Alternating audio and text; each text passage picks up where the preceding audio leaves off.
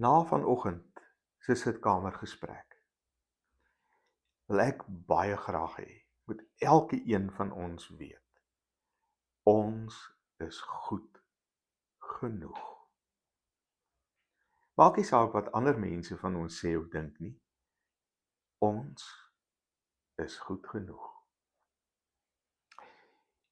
Goeiemôre, dis Dominee Leon Volksmanier.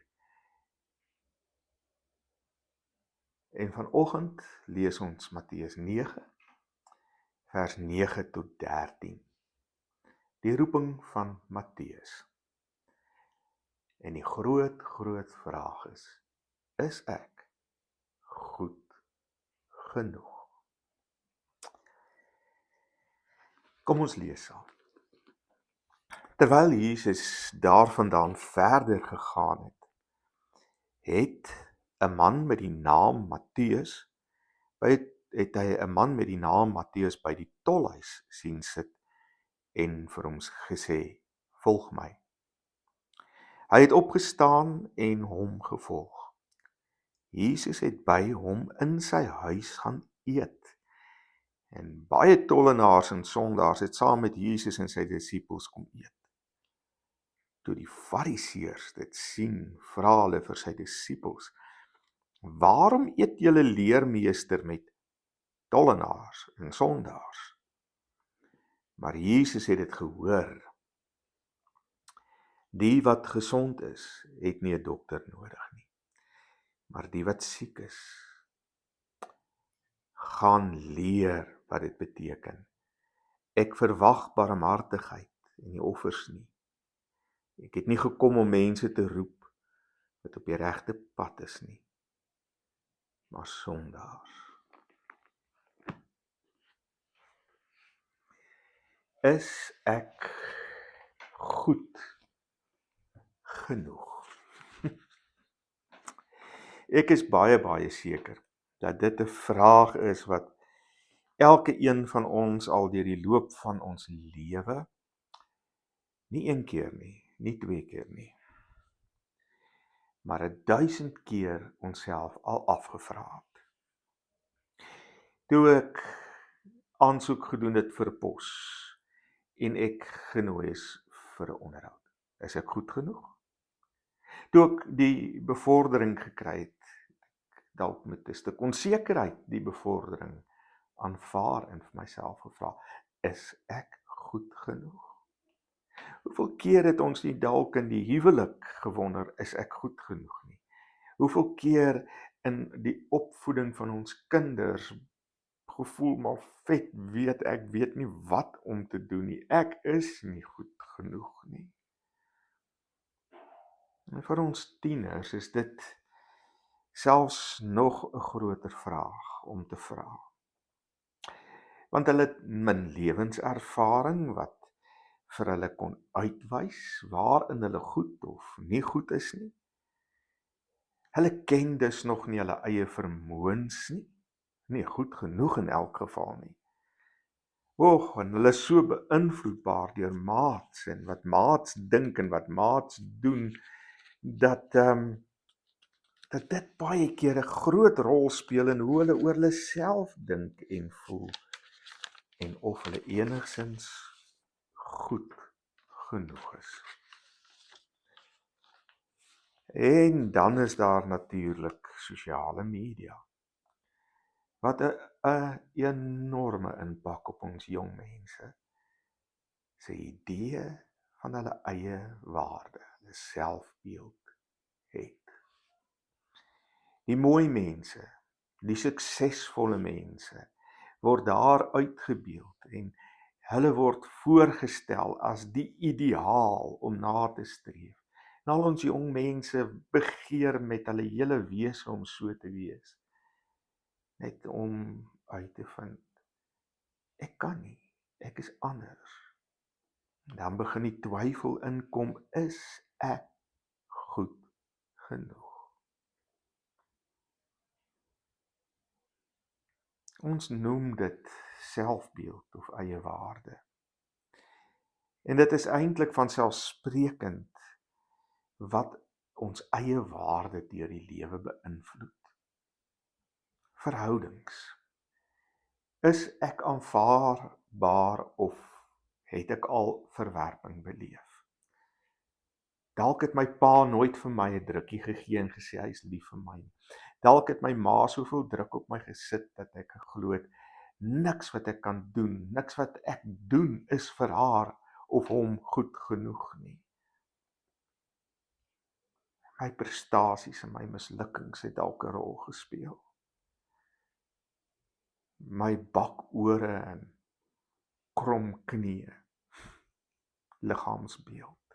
Daai innerlike ou stemmetjie wat die hele tyd die saad van twyfel saai en vir jou laat glo, ek is nie goed genoeg nie.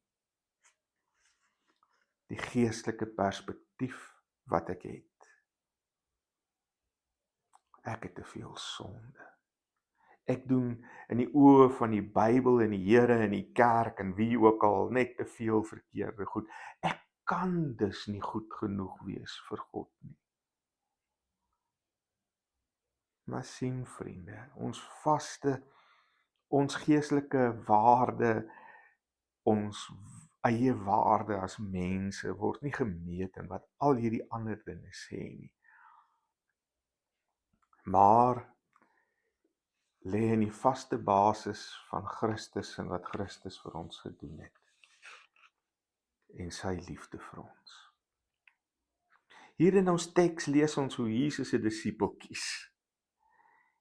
Hy is op reis en hy sien vir Matteus daar by 'n tolhek. Hy's 'n tollenaar.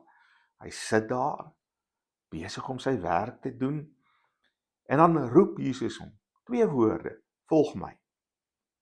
En wat doen hierdie man? Hy staan op en hy volg Jesus. 'n Ingrypende ding wat gebeur. Hy laat alles wat bekend is, alles wat belangrik is, alles wat van waarde tel, sy hele lewensonderhoud agter. En is nie bloot 'n ekskursie waarop hy gaan nie. Want wat Jesus vir hom vra wanneer hy sê volg my, is om my Jesus eksklusief aanhoudend deur die res van jou lewe te volg. Daar is nie kans vir teruggaan nie. Daar is nie kans vir terugdraai nie. Ja, en dan staan Matteus op en hy volg Jesus sonder enige teestribbeling, sonder enige verskonings, sonder enige ms en a's. Hy het net opgestaan, Jesus gevolg en aanhoudend gevolg. Hy het nie na 'n rukkie besluit, ag nee, wat hierdie is nie die moeite werd nie, ek gaan terug tolhuis toe. Hy het dit gedoen vir die res van sy lewe. En in 'n sekere sin is dit so 'n eienaardige storie wat homself weer afspeel, vriende. Want Matteus is 'n tollenaar.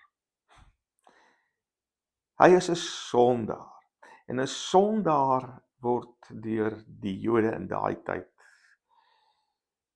verag, as onrein en immoreel beskou. Hulle is veral as hulle tollenaars was uitgeworpenes, want hulle het met die vyand geheel. Hulle was die skuim van die aarde gewees. En nou kom Jesus en hy kies 'n tollenaar. Sê volg my. Die verhaal raak eintlik nog meer bizar, wil ek amper sê. Want wat doen Jesus? Jesus gaan na hierdie tollenaar se huis en hy eet saam met hom. En daar kom nog by 'n klomp ander tollenaars en sondaars en hulle kom eet saam met Jesus en Matteus. En in die antieke wêreld het dit beteken dat as jy saam met iemand eet, jy daai persoon met al sy foute en al sy tekortkoming, al sy vreugdes en al sy hartseer en al sy sterkpunte en alles net so aanvaar. Van daai oomblik af word julle as vriende beskou. En wanneer dit gebeur, is daar natuurlik kritiek teen Jesus se optrede. Daar is mos altyd iemand wat oor so iets diep beswaard sal wees. En niemand anders as die Fariseërs is alweer aan die voorpunt van kritiek nie. Hulle kan Jesus en wat hy doen eenvoudig net nie uitlos nie. Hoe op aarde is dit moontlik? Hierdie tollenaar, nie die mense waarmee 'n mens, 'n man van Jesus se statuur, sou verwag om mee te meng nie. Hulle was beslis nie goed genoeg,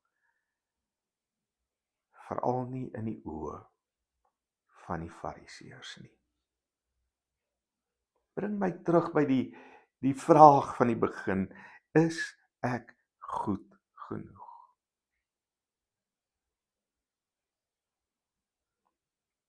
Want sien, ek ken my sterkpunte.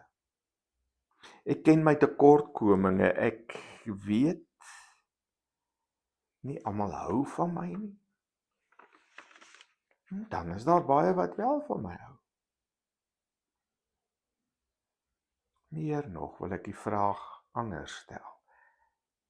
Is ek goed genoeg vir Jesus? Wie van ons het nie al met hierdie vraag geworstel nie? Never mind net die vraag, is ek goed genoeg nie? Maar is ek goed genoeg vir Jesus? Maar dis 'n vraag, vriende, met so 'n dubbelkant snydende swaard. Veral soos dit ook in hierdie verhaal uiteindelik uitspeel. Na my mening, wie sou ek beskou as nie goed genoeg vir Jesus nie? Dis die een groot vraag wat hierdie verhaal na vore bring. Wie sou ek uiteindelik sê is nie goed genoeg vir Jesus nie? Fariseërs het 'n duidelike antwoord gehad. Dit was natuurlik die Matteuse van die wêreld.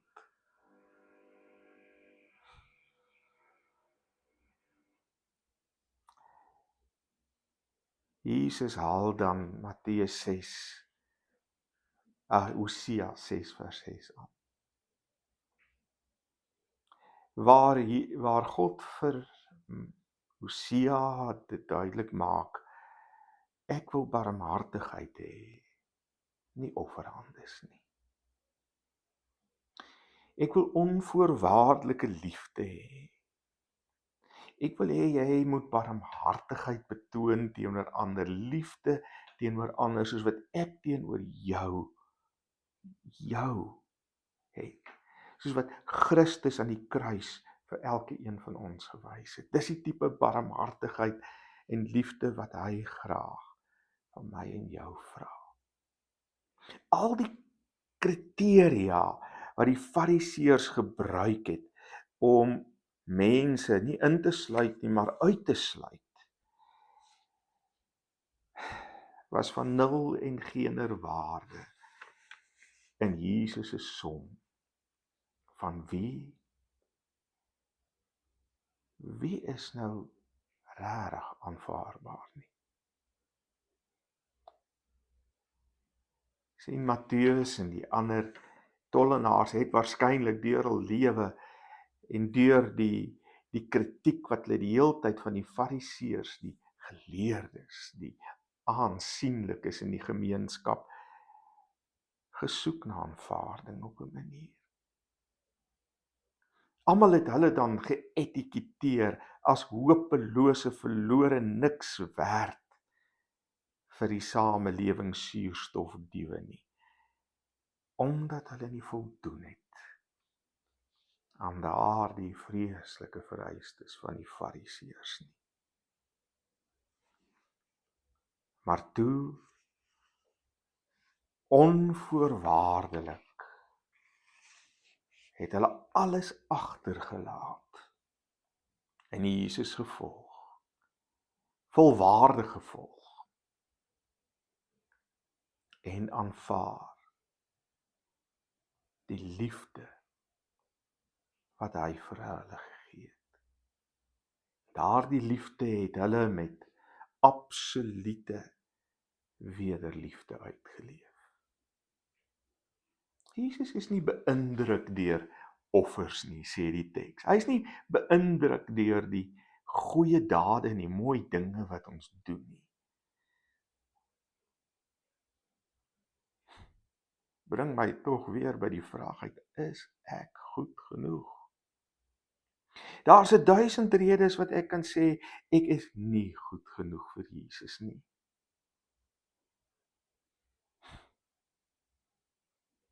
Jy dalk ook.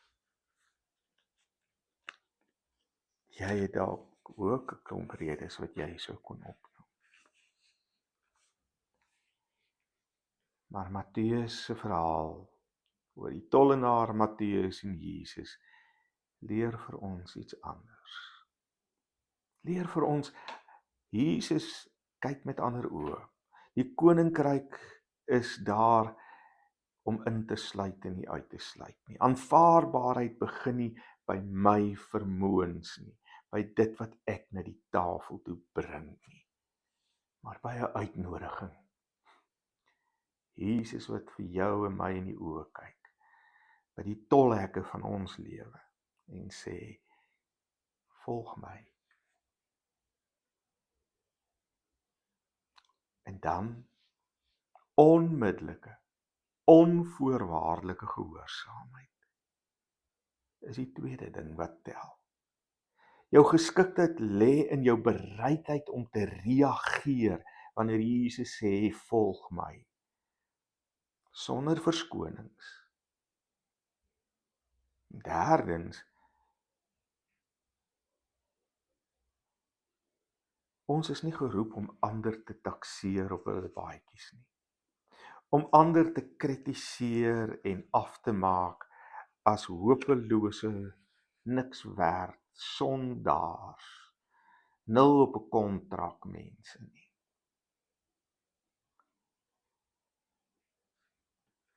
Ons is geroep om elkeen vanuit God se oë te sien, met die potensiaal om hom te volg en 'n groot verskil in sy koninkryk te maak. Die vraag is ek goed genoeg vir Jesus?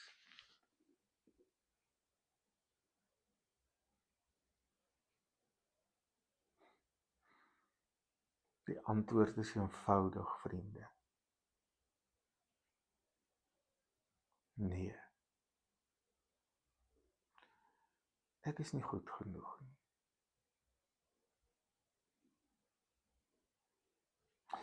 Op sigself is ek nie goed genoeg vanuit myself nie. Maar soos Matteus die verhaal vertel, as ek die vraag anders stel, is ek goed genoeg vir Jesus? Dan is dit 'n volronde ja in hoofletters met 'n rooi pen onderstreep. Ek en jy is goed genoeg vir Jesus en sy koninkryk. Almal is daar welkom. Hoor Jesus as hy vir jou ook vandag sê, volg my. Here, as ons die stem hoor, volg my, mag ons nie met allerlei verskonings kom nie, van of ons nie goed genoeg is nie en allerlei ander dinge het om te doen nie, maar laat ons Matteus se voorbeeld volg en onvoorwaardelik opstaan en volg en aanhou volg. Mag ons weet, ons is nie goed genoeg nie, in eie oë dalk nie goed genoeg nie. Maar wanneer U na ons kyk, is die antwoord 'n onomwonde: Jy is goed genoeg vir my. Dankie, Jesus. Amen. Mooi bly, vriende. Tot volgende.